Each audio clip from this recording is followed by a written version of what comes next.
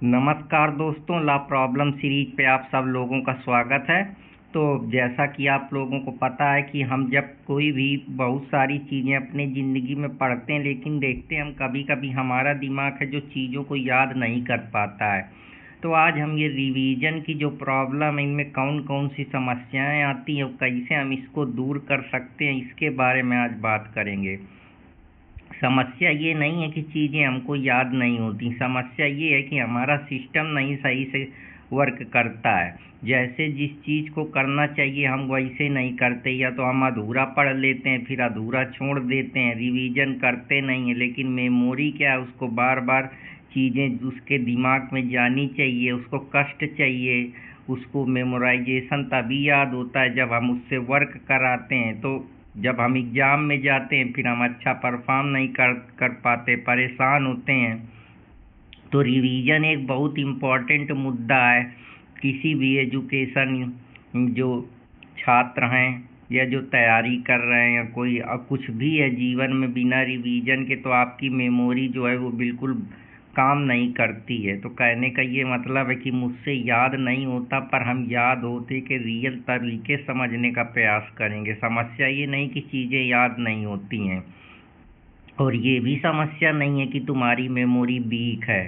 Problem है कि तुम सिस्टमेटिक तरीके से हर चीज़ को नहीं करते हो। पढ़ लेते हो, इसके बाद रिवीजन नहीं करते हो, इसके बाद देखते नहीं हो, बोलते नहीं हो, किसी को पढ़ाते नहीं हो, विजुलाइज नहीं करते हो, रैंडम तरीके से पढ़ाई करते हो। जब तुम कोई फिक्स प्लानिंग के साथ पढ़ोगे नहीं, कोई फिक्स तरीके से, तो चाहे तुम जितना पढ़ लो वो सिर्फ इंफॉर्मेशन ओवरलोड कर रहे हो अपनी खोपड़ी में, उससे कुछ होना थोड़े ही है।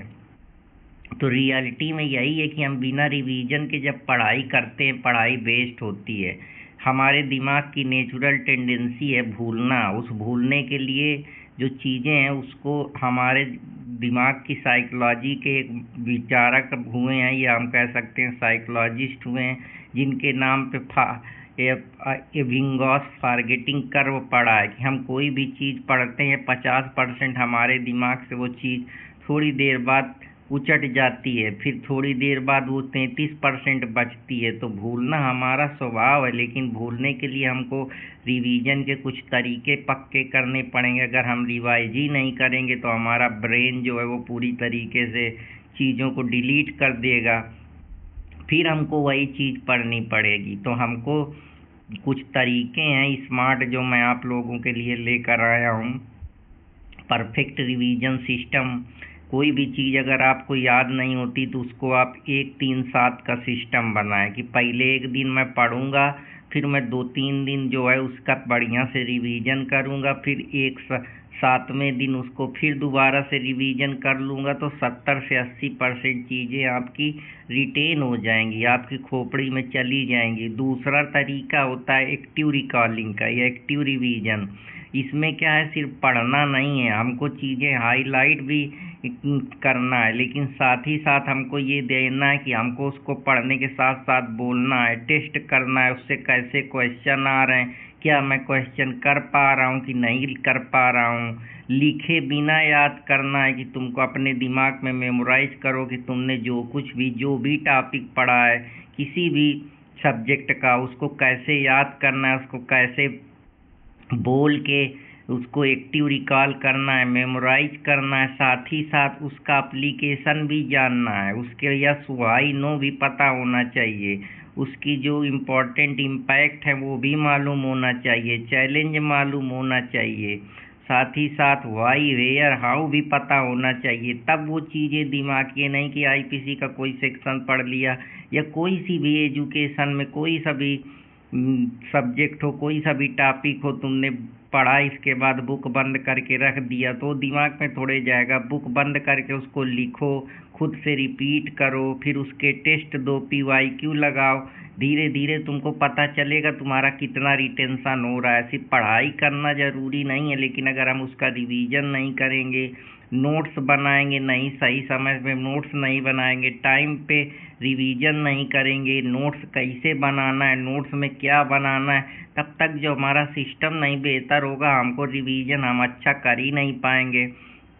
जो भी रिवीजन कर रहे हैं उससे देखें कि जो भी एग्ज़ाम आप टारगेट कर रहे हैं उसमें क्वेश्चन कैसे आ रहे हैं, एप्लीकेशन आ रहे हैं कि थ्योरी बेस्ड आ रहे हैं कि एमसीक्यू बेस्ड आ रहे हैं कि प्रैक्टिकल आ रहे हैं कि केस बेस्ड क्वेश्चन आ रहे हैं, कैसे आ रहा है, इंटरप्रिटेशन का लेवल कितना है, कितनी स्किल की रिक्वायरमेंट है। तब चीज़ें जो है कुछ हद तक आसान हो पाएंगी, चाहे वो किसी यूपीएसआई में हो, चाहे जुडिशरी में हो, चाहे क्लैट में हो, चाहे सीयूटी में हो। तो सेम कॉन्सेप्ट ही रिपीट होते हैं। फिर ये देखो रिपीटिशन कितनी बार हो रहा है। जो क्वेश्चन ज़्यादा बार रिपीट हो रहे हैं पॉसिबिलिटी ये है कि वो ज़्यादा चांस है कि पूछे जाएंगे। जो कम क्वेश्चन रिपीट हो रहे हैं वो पॉसिबल चांस है कि वो 50% रिपीट होंगे। तो पहले हमको एग्ज़ाम निकालना है, तो हमको पहले वो पढ़ना है जो हमारे लिए इम्पोर्टेंट है, फिर उससे जो थोड़े इम्पोर्टेंट हैं उनको देखना है। समय मिलता है तो लास्ट में पढ़ेंगे, क्योंकि 50% 60% नंबर अगर ले आएंगे तो आप कोई भी कंपटीशन में अपनी जगह बना सकते हैं। पर समस्या ये है कि हम सब पढ़ने लगते हैं, मेमोरी हमारी इतना जो है ओवरलोड हो जाती है कि वो इन्फॉर्मेशन को स्टोर नहीं कर पाती, क्योंकि कहीं ना कहीं रिवीजन कमज़ोर होता है या हमको टेक्निक ट्रिक नहीं मालूम होती है। तो हमको सही तरीके से यूज करना है। फिर हमको देखना है कौन से एग्ज़ाम में कैसी मार्किंग है। अगर निगेटिव मार्किंग है तो हमें जो है कैलकुलेटेड रिस्क लेना है, ये नहीं कि सब पे टिक लगा देना है। हमको 70% जो है नई स्टडी पढ़नी है, लेकिन रिवीजन जब हम डेली करेंगे तो 30% हमको पुराना ही रिवीजन करना है। जो हमने आज पढ़ा है पहले उसको 10 मिनट जो है रिवाइज करना है। पिछला जो भी चीज़ है बुक बंद करके लिखना है, एनालिसिस करना है, पीवाईक्यू देखना है, टेस्ट लगाना है, जिससे जब समझ में आएगा, जब तुम खुद सेक्शन 300 और 299 का डिफरेंस एक्सप्लेन करोगे, किसी को बता दोगे, दिमाग को आंसर लिखने के लिए मजबूर करोगे, तब तुम्हारी मेमोरी जो है वो फटाफट काम करना शुरू करेगी। स्पेस रिवीजन करो, गैप में पढ़ो कि एक 5 बार पढ़ने से बेहतर है गैप में पढ़ना।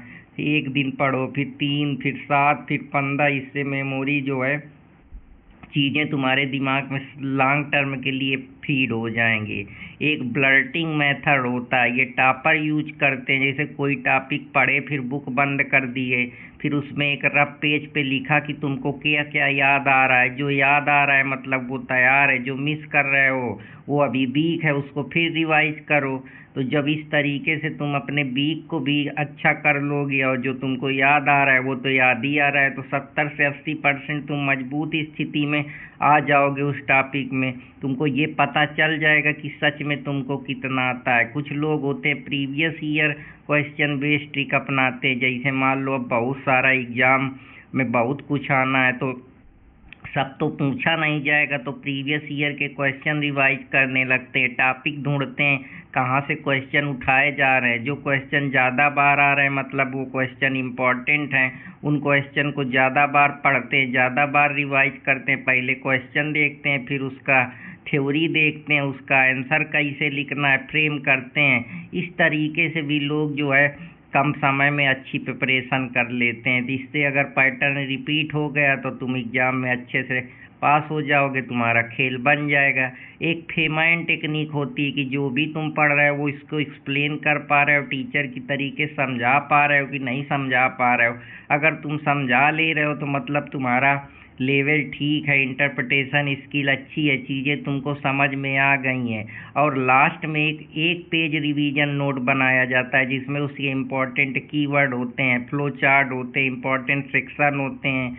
वो चीज़ें होती हैं जो हम भूलते हैं, जो हमको लास्ट में याद ही रखनी है।